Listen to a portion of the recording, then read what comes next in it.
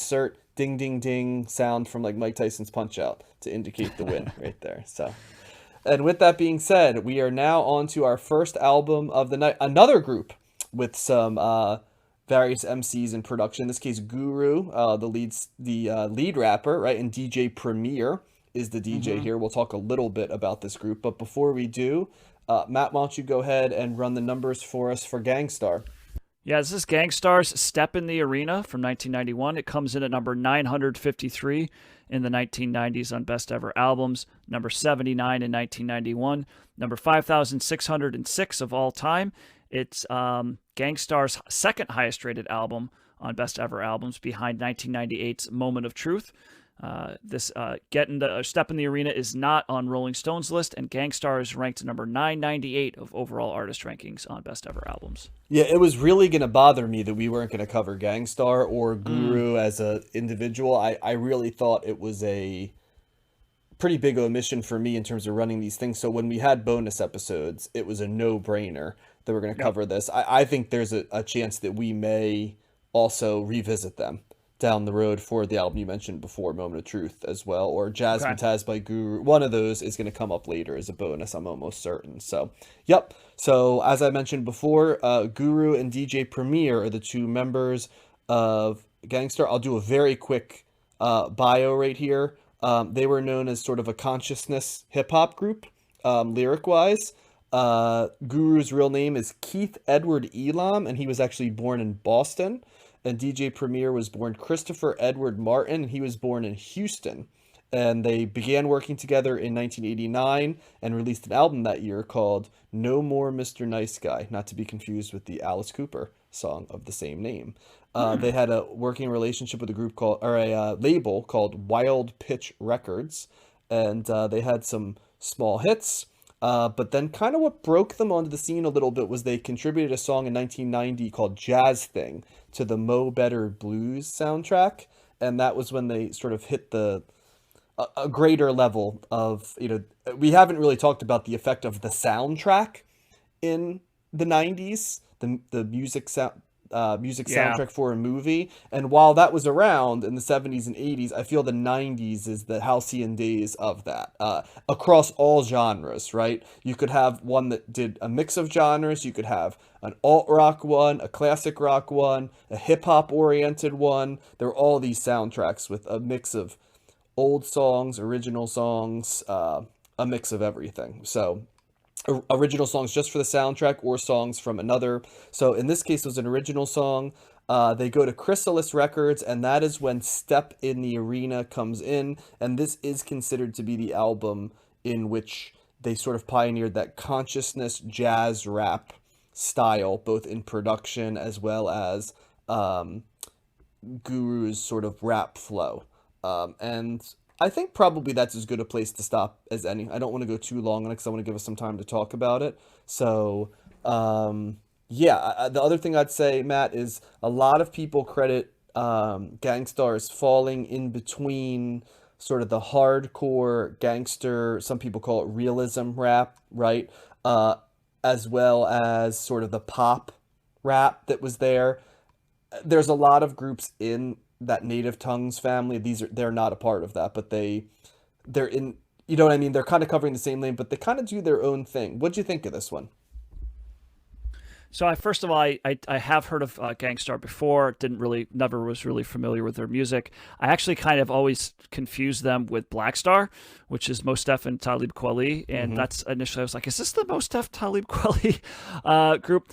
I don't think I'm going to make that mistake again, because now I've actually listened to the record, and I really liked this.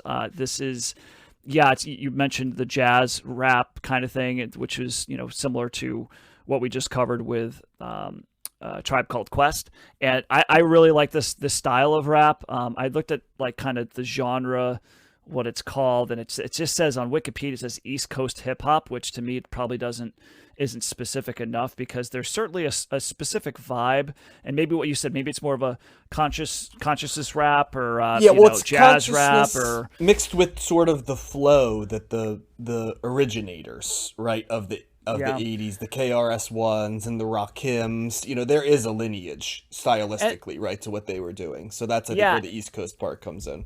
Yeah, okay. And I like this. This also seemed not just jazz, but there's a lot of like what seems to be samples taken from 70s soul and funk and For sure. R&B. That's it's got like, yeah, it's like more of like a 70s type sound to me in a lot of these songs with the little guitar parts or the piano like licks that they're going through. And it's just, this is, it's to me, this is a very accessible, very easy type of rap to get into. It's a cool, it sounds cool. It's a kind of maybe a lazy description, but it's what it is. It's just like kind of like a laid back. It's not really in your face. It's not really like this, a braggadocious kind of thing. It's more just like, there's like more of a realistic, genuine, kind of vibe with sounds like this. And I was hooked from the get go, man. Like and there was, I can't think of a weak track on here. I really like Guru's voice and his flow. Sometimes it's, he's talking about himself as a rapper. Sometimes there's some storytelling that he's going through. And the production's great. It's that fi muted kind of vibe, and I like it's the drums. It doesn't seem to be a whole lot of. It seems to be more organic instruments that they're using, like actual drum sets, and maybe they are Yeah. using more effects and stuff like that. But Some for the mix. most, yeah, probably, right. But even my guess is even when they're using more like synths and stuff, they're still making it sound like a regular instrument, if that makes sense. So I've heard of these guys for years. My buddy Kevin's a big fan. He's had got like a Guru T-shirt. I remember when Guru passed away. Man, it's 13 years ago now. I'm seeing he's been dead. He died in 2010. Which is crazy. It doesn't seem that long ago, but this was a, yeah. I like I said, I didn't know any of these songs, and I did pick up on one of the samples on here on Beyond Comprehension. That drum and guitar part that they use is from the band's Up on Cripple Creek, which is Yep. a song that I love.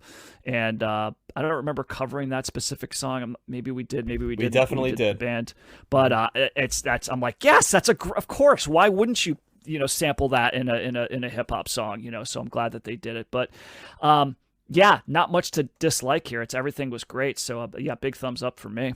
Well, yeah, and I had mentioned last week that Low End Theory by Tribe Called Quest was one of the first albums I truly loved, right? And I put it right up there with Don't Sweat the Technique by Eric B. and Rakim, and that one, and this one is right there too. Step in the Hmm. Arena by Gang Starr. I guess you would call it East Coast rap, because I think of it as New York rap, the East Coast flow. Hmm. Guru, it sounds very similar to Rakim flow wise, and that's not a negative, because there are days when I think Rakim might be the best MC that ever did it in terms of his style. It's a very appealing style for me, and there's definite influence in terms of that. And I know DJ Premier later worked on some of Rakim's solo stuff in his comeback, so there is a connection there. Just like there's a connection from Gang Starr to Black Star, Matt. Hmm. There's a fusion. They're all East Yeah. Coast.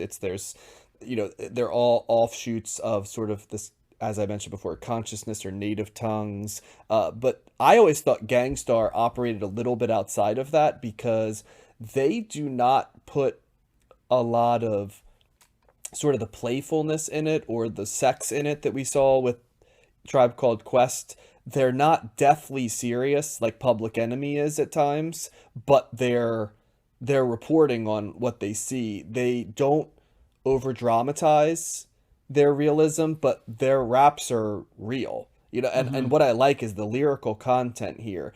It is not designed to be overly clever, not designed to be overly shocking. It's not it's the opposite of what we said before with like extra, right? They're not going for extra. They're going for real competence and instrumentation and flow, right? Like the whole Hmm. set of tracks flows. You could listen to these songs individually and enjoy them, and you can listen to this as a cohesive rap album, which isn't always the case with hip hop albums, right? It's singles merged with some other stuff that's lesser stuff, or there doesn't seem to be a theme. But in this, the theme seems to be sort of that reporting on what's around. There's a lot of discussions about the realities of growing up in like the inner city, right, and stuff like that, but not in a shocking way or not in a grandizing way, right? And that's where it also is sort of similar to Rakim. There isn't sort of in this album the love of like wordplay or numerology or the 5% stuff here either. Like, and that's why Gang Starr is always such an interesting thing for me. They sort of operate as their own planet, right? They're a little bit of everything, but they're also their own sound. And the this is one of the last groups I can remember where the concept of the DJ was probably as important as the MC in the sound of the group, right? Which is what we Hmm. said was a hallmark of the 80s. For most of the 80s, the Yeah. DJ was more important or at least equally important as what's going on here. And that's definitely the case here. And that's why they're such a tight unit. But all the songs sound great. It was extremely hard to figure out what songs to put, in the bumper and stuff like that because there were like 7 or 8 different songs. One week it was sort of the callback check the technique, which also references, Eric B and Rakim. Hmm. Form of intellect, step in the arena, which I think is what I ultimately ended up going with. Beyond comprehension. There's all of these great songs, and There's 18 of them too. I'm just looking. I'm like, and yeah, it but it didn't it, doesn't. it Yeah, didn't seem like that though. no, it doesn't Yeah. overstay its welcome because the longest one by quite a bit is 4 minutes and 21 seconds. Which is funny because it's called Take a Rest, so go for it. But then Yeah. the next one after that, chalks in at 3:58. There's a 3:56, but all of these songs, and I think some of that, Matt, is what I said. Like it kind of all flows together as a piece. Yes. So there is sort of a jazzy or a progressive element to it as well. I like you said before, the instrumentation stands out here. There's guitars, there's interesting drums, the samples, the synths, the piano. There's a lot of different things going here. There's instruments being played, there's instruments being sampled that were played, and then there's elements of the beats and the bass. But lo-fi is a good way to describe the production, but it's a clean production as well. Yep. Yeah, real solid thumbs up for me. This is one of the better hip hop albums we've covered. I think it Yeah. earns a discussion with Low End Theory. I know I'd said Low End Theory was the best we covered. I might still go with that, but I would not. It would not be hard to persuade me if someone, when we talk about all the hip hop albums we've covered, said no. My number one is Step in Yeah. the Arena. It wouldn't get much of an argument from me. Yeah, and I probably would agree. It's like 2 weeks in a row. It's like back to back, just great hip hop records. Probably the maybe two of my favorite. Yeah, Yeah, but and there's no filler, right? Like I no. just remember hearing a lot of the other hip hop albums, even not even the early ones, because that's easy. It's easy for me to kind of dismiss those as being not as good because it's just that the format wasn't as fully developed yet, right? Though, but when you started getting into something that was still great, like the Eric B and Rakim album is Yep. a good example for me because there's to me that's a great record, Paid in Follow the Full. leader for people. Or no, excuse me, Paid in Full. I Paid in apologize. Full, So we yeah. do follow the leader. Yep. It's a great record, but there's skippable stuff in there. Yeah. For as many like amazing songs, there was a couple in there that was like, like I don't need to hear that. And for the last 2 weeks here, that covering this and Low End Theory, it's just one great song after another. They don't, and they're not really doing the skits. They're not really doing the just, and there are short songs on here. There's like a 30 that opens the track with a 30 second. There's a 106 track on here. They There's sort a of serve as 121, interludes, 120. though. Exactly. Yeah. Exactly. And they sound great though. It's like it's like what's Street Ministries, this he's rapping on it. It's just like a quick verse and it's like, all right, we're done. And I just like that. I like that. I like the consistency in this record. And I could, you're right. It's a whole piece, but I could still listen to it, a song here, a song there, and nothing's really filler here for me. Yeah, sometimes when we do this chronologically, it really helps to see sort of where things galvanize as we listen to albums in context. And 91 is quickly shaping up as when, hip hop takes that evolution to Mm. it's a much more artistic endeavor. There's a lot of different things being served to you that you could take. But if you throw in that, the best Public Enemy album we covered was in this era, the LL Cool J album where he refined his game, right? Mama Said Knock You Out is here. The Tribe album, this Gang Starr album, you're starting to see a level of quality in those albums, right? The four that we just Yeah. mentioned right there.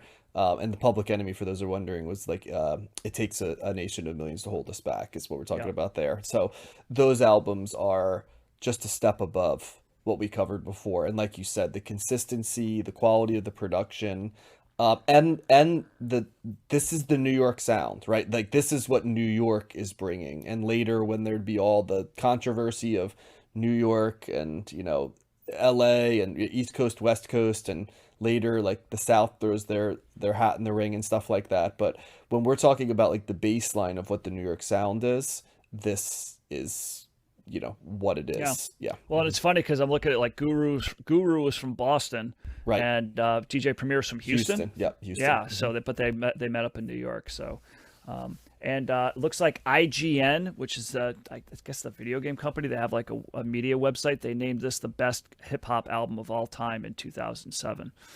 Yeah, I So, mean, like I said, you will not get an argument from me that this is the best. And some people consider this to be the golden era of hip hop. You'll still hear people really making a case for that, because of it as an art, right? A lot of people think this is where the art is really starting to galvanize at its highest form. yeah. So, yep, strong thumbs up for me. I know Josh gave this a pretty significant thumbs up too. Yeah. We'll ask him about it before, but not surprising with all of Yeah. our tastes along